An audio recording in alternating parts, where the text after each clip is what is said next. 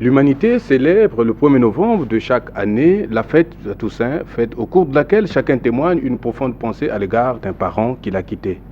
Plusieurs festivités ont lieu dans et autour des cimetières où reposent nos chers parents. Seulement, la célébration de cette fête ne fait pas l'unanimité au sein du monde chrétien, car plusieurs confessions chrétiennes demandent à leurs adeptes de ne pas l'observer, vu qu'elle n'obéit pas à la parole de Dieu. Si cette fête est tout de même observée par les chrétiens, quelle attitude doivent-ils adopter? Comment doivent-ils célébrer cette fête pour ne pas sortir de la ligne tracée par la Bible? Pour répondre à ces différentes questions, le révérend Francis Tinona est notre invité ce soir. Pasteur Francis, bonsoir. Bonsoir. Pour aller directement dans le vif du sujet qui nous concerne ce soir, c'est quoi la Toussaint? La Toussaint, comme son nom l'indique, c'est la fête de tous les saints. Vous avez déjà deux mots là-dedans, tous et saints. Donc c'est la fête de tous les saints. Voilà pourquoi d'ailleurs, vous allez constater que dans son orthographe, ça s'écrit avec deux S. Donc tous les saints. Donc c'est la fête dédiée à tous les saints. Et d'ailleurs, la construction de ce mot est le même dans la plupart des langues, comme par exemple en anglais où on dit All Saints Day, c'est-à-dire la fête, le jour de tous les saints. Et en espagnol, par exemple, on dit Todos los Santos. Et en portugais, pareil, à peu près. Donc, vous avez cette même construction dans la plupart des langues. C'est le jour des saints ou la fête de tous les saints. Alors, pour vous interroger ce soir, Laura Zinga Pembelo de l'émission Urgence Santé et Désiré Boudimbu de Sonnette d'Alarme. Allô? Allô? Bonsoir, monsieur. Bonsoir. C'est monsieur? Le frère Mavungu, monsieur. Oui, nous vous écoutons, frère Mavungu. Je voulais juste poser une question au sujet du fête de mort. Allez-y. Alors, je ne comprends pas que ça veut dire la fête de mort, pendant ce temps que les morts n'existent plus. Les morts n'existent plus sur la terre. Alors, comment peut-on fêter la fête de mort? Et qui va fêter la fête de mort? C'est le mort ou nous les vivons? Ok, merci bien, monsieur Mavungu. Pasteur Francis, monsieur Mavungu juge paradoxal le fait qu'on parle de fête de mort, mais c'est plutôt les vivants qui la fêtent. C'est justement, bon, et il a raison de dire cela. Je précise que la fête des morts n'existe pas dans la Bible. Ça n'y est pas. C'est une fête qui a été inventée au cours de l'histoire par l'Église catholique. Ça n'existe pas dans la Bible. Maintenant, à l'origine de la fête des morts, je vous explique encore un fait très important. Lorsque la fête des morts, la Toussaint a été célébrée, l'année qui a suivi la célébration de la Toussaint, je dis bien l'année qui a suivi la célébration de la Toussaint, c'est cette année-là que justement il va y avoir une vision qui va être faite par un gardien du temple Saint-Pierre. Ce jour-là, il était de service, il a fait le tour de tous les hôtels, alors il est venu s'assoupir à côté de l'hôtel de Pierre.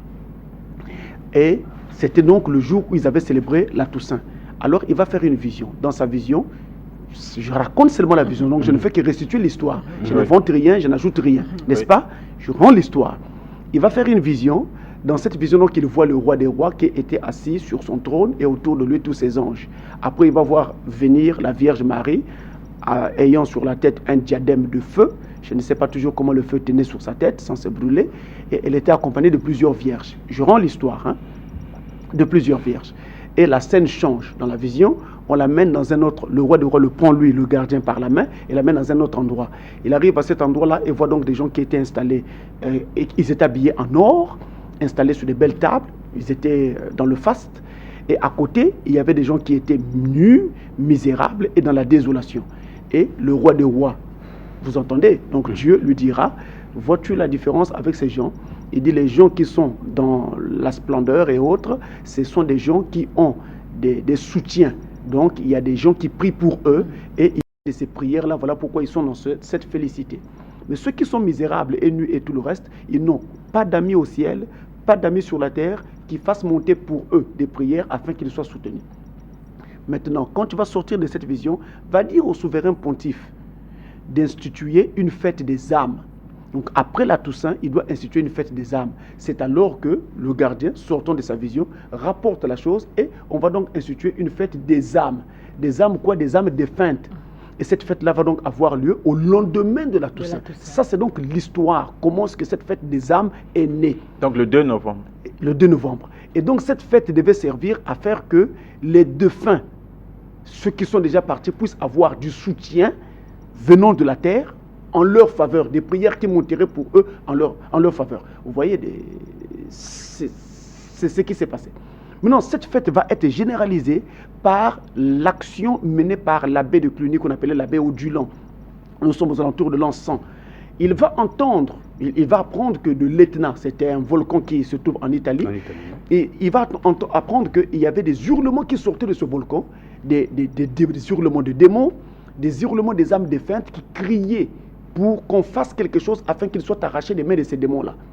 C'est alors que l'abbé Odilon va donc décider de faire que dans tous les monastères qui étaient sous son ordre, qu'on puisse donc organiser une fête et donc une cérémonie, des cultes, en faveur de ces âmes défuntes-là, afin qu'elles puissent sortir donc du prétendu purgatoire. Du purgatoire. C'est partant de là que cette chose va donc finalement s'étendre et se généraliser au sein de tout le monde catholique sur la planète. Voilà comment est-ce qu'est née donc la fête des morts. Dans la Bible, nous n'avons rien de tel.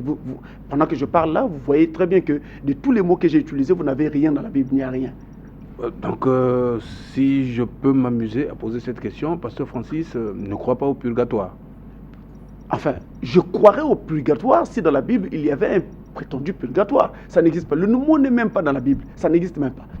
Ça n'existe pas dans la théologie chrétienne, mais ça existe dans la théologie catholique. Nous respectons ce qu'ils croient. Nous n'avons pas de problème avec cela. C'est leur conviction, c'est leur foi. Mais nous ne partageons pas cette foi. Et comme je ne partage pas cette foi, voilà pourquoi je dis tout haut que je ne la partage pas. Parce que je n'ai pas de base dans la Bible pour soutenir cela. Donc loin de moi de partager une foi qui n'est pas biblique. Mais je respecte leur point de vue. C'est leur point de vue. Un problème logistique qui les pousse à le faire. Ils doivent se déplacer. On ne peut pas demander de l'argent pour les services que l'on rend au nom de Dieu. Jésus a dit, vous avez reçu gratuitement, donné gratuitement. C'est gravé noir sur blanc dans le Nouveau Testament. Et dans l'Ancien Testament, vous avez également Ésaïe 55 qui dit, venez acheter de moi sans rien payer. Gratuitement, sans rien payer. Donc c'est écrit dans l'Ancien Testament et dans le Nouveau Testament. Alors je ne comprends pas d'où viennent ces histoires de vente de prière, d'où viennent ces histoires que pour avoir un enfant, il faut payer le pasteur afin qu'il prie pour vous. Quelle sera donc la prière faite pour 10 000, la prière pour 100 000, la prière pour 200 000? Comment on va quantifier cette prière? Quels sont les mots qu'on prononce dans une prière de 100 000 et qu'on ne peut pas prononcer dans une prière de 10 000? Vous voyez bien que c'est complètement absurde. On passe de l'autre côté du miroir et là, ça change le monde chrétien. Et c'est pourquoi ça m'énerve. Ça m'énerve. Parce qu'en faisant cela, ça colle à la peau de tous les pasteurs. Et on dit des pasteurs qui sont des voleurs. Mais qui fait ça? Ce sont ces pasteurs voyous. Ce sont ces pasteurs délinquants qui font ces choses-là. Et disons-le clairement, ce sont des ambassadeurs de Satan sur la terre. Ils n'ont rien à voir avec la chose de Dieu. D'ailleurs, c'est des délinquants. Il n'y a qu'à voir même comment ils se tiennent, leur coiffe, leur habillement, tout ce qu'ils sont. Il y a même des accoutrements qu'ils arborent. Ça frise le satanisme.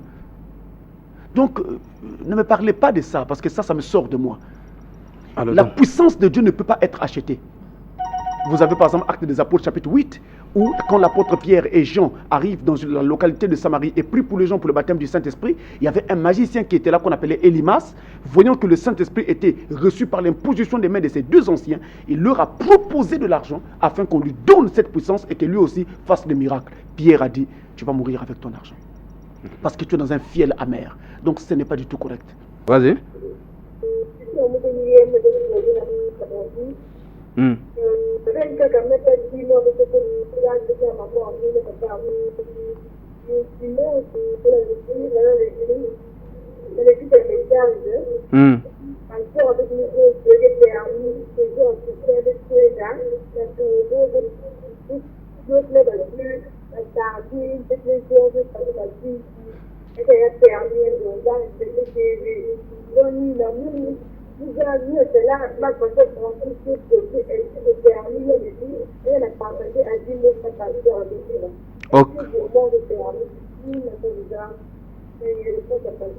Ok, merci. Alors, pasteur, la soeur qui nous appelle dit qu'elle avait un problème. Et donc, le dimanche passé, elle est allée dans une église du message. Et quand elle a exposé le problème au pasteur lui a dit que ce problème pourrait être réglé il fallait qu'elle aille donc sur la tombe d'un de ses parents, je ne sais pas si c'est son père, avec du jus et une boîte de sardines, et qu'elle parle à son défunt père pour que ce problème soit résolu. Donc elle pose la question de savoir si le pasteur Francis est d'accord avec de telles pratiques. Vraiment, là on passe de l'autre côté du miroir. Et j'ai béni le courage de cette sœur qui a eu le flair de se rendre compte qu'il y avait quelque chose qui n'allait pas et de poser la question. Parce que justement, avec ces histoires de fêtes de mort et autres, lorsque vous allez devant le tombeau et que vous faites la mauvaise action, vous aurez alors des répercussions. C'est là que les esprits impurs pénètrent dans les gens. Parce que vous n'êtes pas couverts. Vous marchez à l'aveuglette. On ne peut pas aller devant le tombeau de quelqu'un, verser du jus, déposer du pain, des sardines. Ce n'est pas du tout biblique. C'est anti-biblique, c'est anti-scripturaire, c'est satanique. Si vous pensez que vous avez un problème, mais ce problème-là était rattaché à un parent qui est déjà décédé, le serviteur de Dieu qui vous a conseillé était censé savoir que cet homme qui est mort est auprès de Dieu, n'est-ce pas? Et que donc il fallait appeler le Dieu de la création afin qu'il puisse régler le problème de celle qui est encore en vie. Vous voyez les choses dont nous parlons. C'est pourquoi nous disons que ce n'est pas n'importe qui doit s'aventurer sur le terrain pour être un pasteur ou un serviteur de Dieu. Ça ne devrait pas être le cas. Parce que ça montre qu'il y a de l'amateurisme. C'est de l'amateurisme.